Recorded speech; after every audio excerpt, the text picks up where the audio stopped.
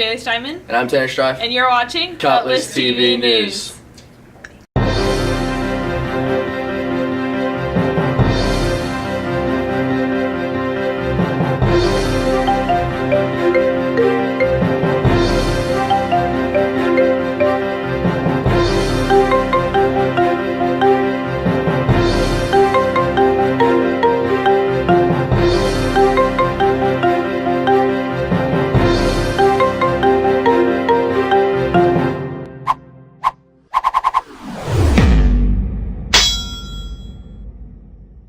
Here's a story on the previous Senior Exploration Day by Sam Edmondson and Daniel Higgins. On April 19th, sophomores and juniors took the mandatory ACT and ASVAB test. While they were testing, seniors had a Senior Selection Day. Senior Counselor Brett Metlin tells us why Senior Selection Day is an important day for seniors. Senior Selection Day, also called Senior Exploration Day, was a day where the seniors did not have to report to the high school.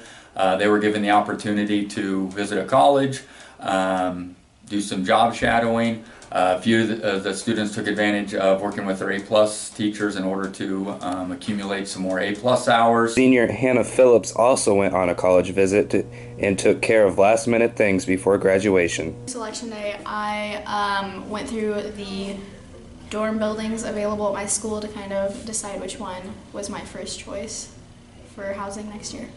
Yeah, it was helpful. First of all, I just kind of got like a breather since there are like so many things happening for seniors between now and graduation, and also to kind of be able to like organize stuff for next year. Senior Ashton Bennett went on a college visit to prepare for the year ahead. For Senior Selection Day, I went down to UCM and I sat in on some of my MT or musical theater major classes.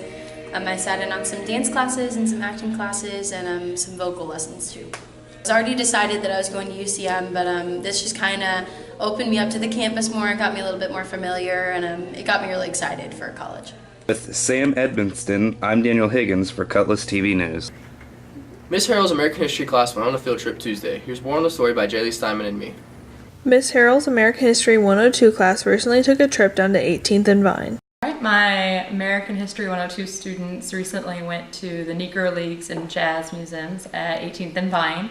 I think one of the greatest experiences is getting to take students outside of the classroom to really be able to experience history hands-on.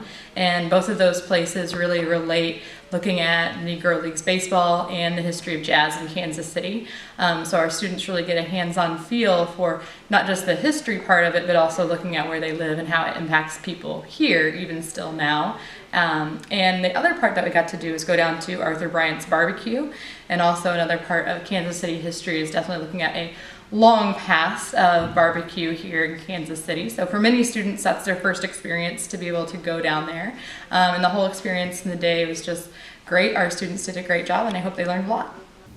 With Tanner Strife, I'm Jaylee Steinman for Cutlass TV News. Here's part 2 of a 3-part prom series by Noe Sosa and Sarah Bell. Prom is Saturday, April 22nd. It's going to be at Arrowhead Stadium from 8 p.m. to 11 p.m. Tickets are on sale for $50 for singles and $70 for couples. Jaylee Steinman talks about being nominated for prom queen. Nominated by the student body, it is an honor just because it means that like you're getting your name out there and you're doing your job as a student and staying involved and staying connected with your student community. I don't want to sound conceited, but like I just think that I am a nice person and I'm a really positive influence on this school. So it would be an honor to be nominated prom queen, as well as it's already an honor to be nominated in general. And I think that all the nominees are amazing, and I've grown up with them for the last 17 years, and it's just been amazing getting to know them. So I think every single one of those girls and those guys have a nice shot at getting it. But like me personally, I would really enjoy being crowned queen. Miss Gibson gives details about after prom.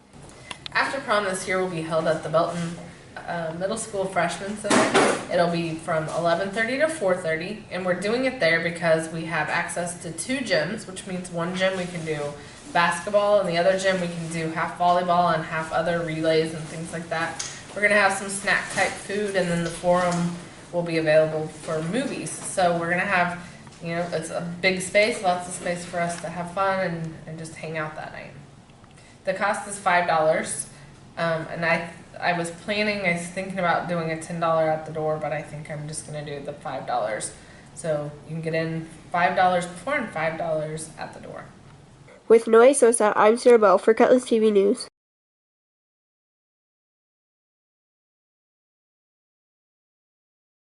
Here's a story on the track team by Robert Thomas, Mason Goffey, and Jaylee Steinman. Track and field offers kids a variety of different events to participate in. Coach Peak and Coach Cross explained this season as well as their thoughts on upcoming seasons. Track team's making really good progress. We've been kind of hampered by some injuries on the girls' side of the team recently, so we're not quite at 100% with everybody, but we are making really good progress. Our boys' team is making good strides as well. What we're kind of battling right now, of course, is the weather. So we haven't had a lot of consistent practices. That's slowing us down a little bit. But we're just now getting into our heavy part of the season. We'll start to see a lot of improvements, PRs, and seeing progressions at a fairly steady rate from now on. In the future, I just continue to see the program grow. More and more kids come out and run track. And the ones that are running, that they continue to improve, get better PRs, jump higher, jump further, run faster, and that's really what I expect.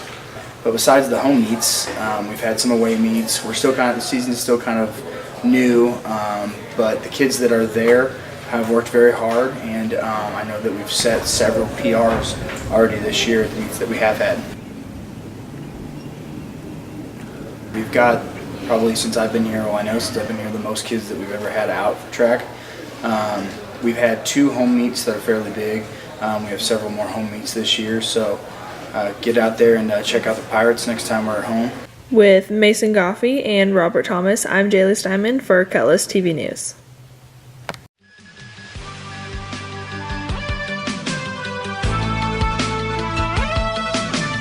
I'm Savannah Truitt. I'm Samantha LaValle. And this is Sam and Sam Sports Report. Girls soccer's last 3 games have all resulted in victories. Against Van Horn, your Lady Pirates won with a score of 9-1. In the championship game against O'Hara, Belton won with a score of 4-1. And against Winnetonka, they won 4-2. On Monday, boys golf played at Raytown South against Raytown and Bishop Mage.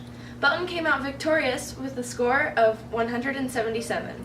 We also came out with a medalist, AJ Vaughn, who had a score of 37. Tune in next time for Sam and Sam Sports Report.